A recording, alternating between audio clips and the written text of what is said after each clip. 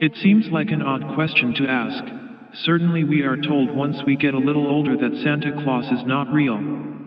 But could it be that our parents' desire to have us grow up is really a type of short-sightedness on their part?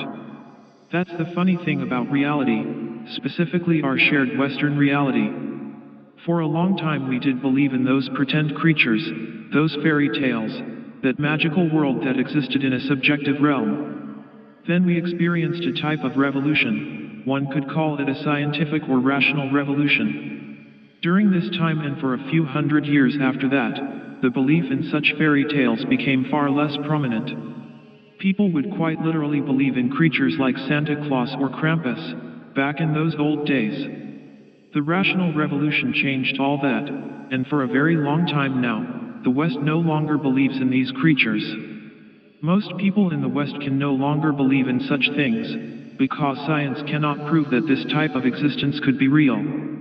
During this change in Western perspective, people literally went from one end of the spectrum to the other.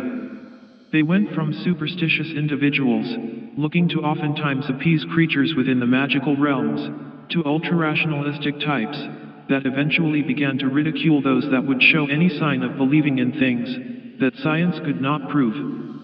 So we now find ourselves in an era where children can play their pretend games for a while, but sooner or later they must be made to realize that Santa Claus is not real, because it is money, and not magic that is really responsible for their gifts. But science, that fantastic modern vice, keeps expanding and growing. Oftentimes against the grain, it pushes forward and delivers new ideas and theories. Theories that eventually even it can prove, using ever more refined instruments and techniques. And so, slowly but surely, science has begun to understand more about the subtle realms. It has begun to explore infinite probabilities, quantum worlds, memes, morphic resonance, and chaotic order. Thanks to these discoveries, we can once again ask questions that would seem idiotic not too long ago. Against the grain and against most of practical and rational humanity, we can ask ourselves in a new light, is Santa Claus real? Science has a very long way to go before it begins to really understand the more subtle aspects of reality, but thanks to many discoveries that scientists have made in some of the above-mentioned fields, we can now take a more sober approach to a somewhat subjective realm, the realm of thoughts and the power of the mind. We can do this in a more sober manner now, because science is beginning to rediscover what ancient and modern mystics have known from the beginning, that human attention and human thoughts have power. In order to understand it from a more rational perspective, we could take a quick look into the study of memes, the power of attention within quantum fields, and the psychology of personal intention. Memes are usually defined as cultural versions of genes. That is, they pass along information, like genes, from one individual to another, very much like a flu might be passed from one person to another. The only difference is that memes do this through cognitive processes, instead of wholly biological ones. But in order to really understand the power of memes, it must be realized that it is thoughts and internal subjective structures that are being amplified and spread across a broad population group. So what this science is telling us is that these supposedly ethereal things we call thoughts can affect human reality and quite literally change the course of the world. If you doubt this, then all you have to do is to see how certain religious and political movements have changed the course of our world. In order to understand how mere thoughts can change concrete human reality, we must understand a little about the power of human intention as it is studied within psychology. This science tells us that human action is the result of biological need or conscious intention. This biological need or intention creates desire, and this desire causes physical action.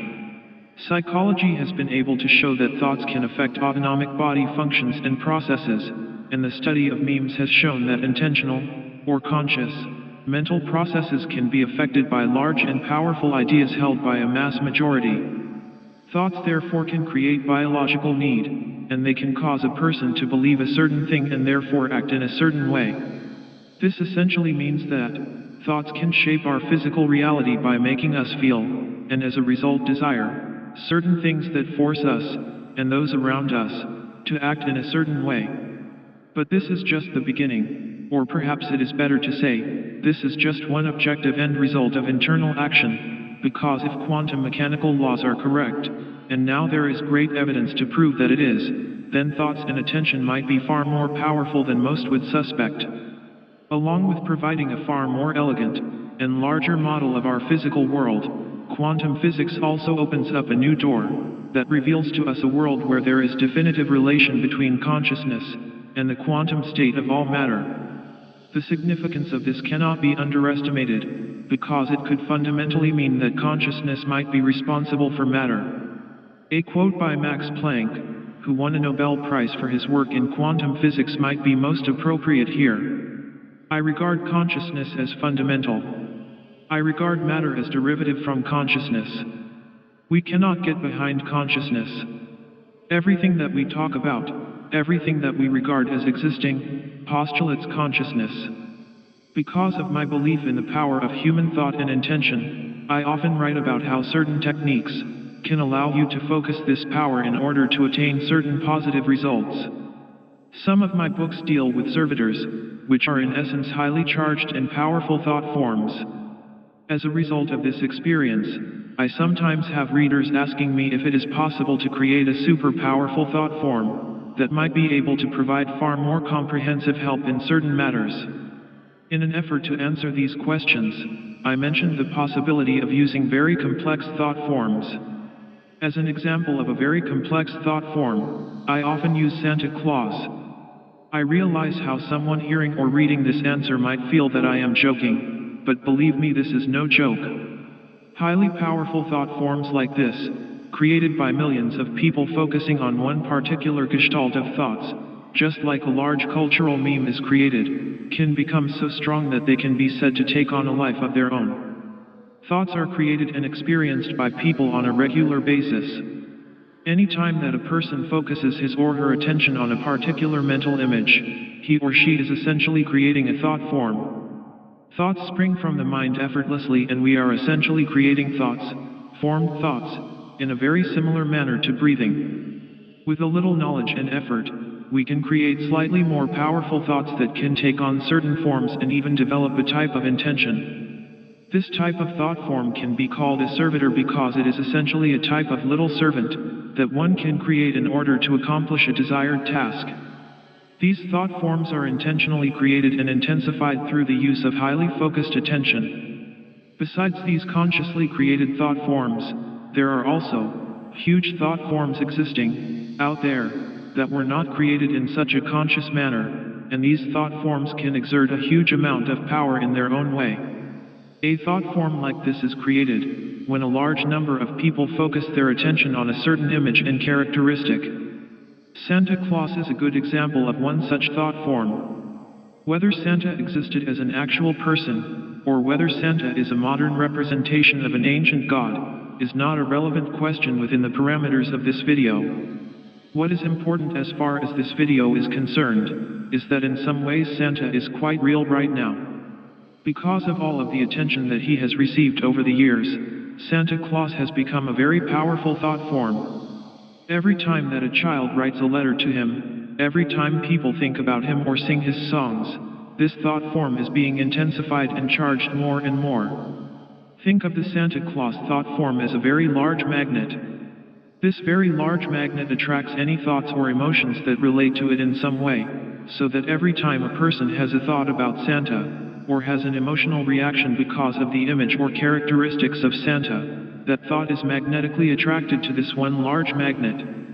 The more thoughts that it acquires, the more powerful this magnet becomes, and with each thought this magnet changes somewhat so that it grows more complex, and develops certain characteristics and certain intentions. Each thought helps to define this giant magnet/thought form, and each emotion that is felt in relation to it gives this thought form more cohesion and magnetic power. A thought form grows and develops in this way, and does not stop until human attention is no longer focused on it.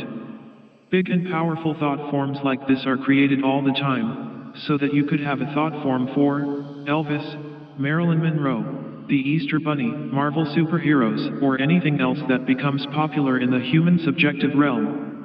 These thought forms dissipate slowly over time, once human attention has been focused into other areas, but these thought forms are actually quite long-lived and can be easily activated with the right focus of attention. Are these thought forms alive? I suppose it would come down to your definition of what life is, but certain sensitive individuals can relate to these thought forms in ways that makes it seem like they are indeed living beings. There are methodologies within ceremonial magic, for example, that have been developed in order to tap into the power and wisdom of these giant thought forms. Using certain symbology, in order to attain a type of intensified focus, a practitioner of ceremonial magic can make direct contact with a large thought form, sort of like a radio tuning into a certain frequency. Once this frequency has been established, the magical practitioner can tap into this great reservoir of power, in order to attain knowledge or perform highly complex effects. Is Santa Claus real? Can he get you the presents that you want? If you can tap into his frequency, and tap into this great reservoir of power, yes he is, and yes he can.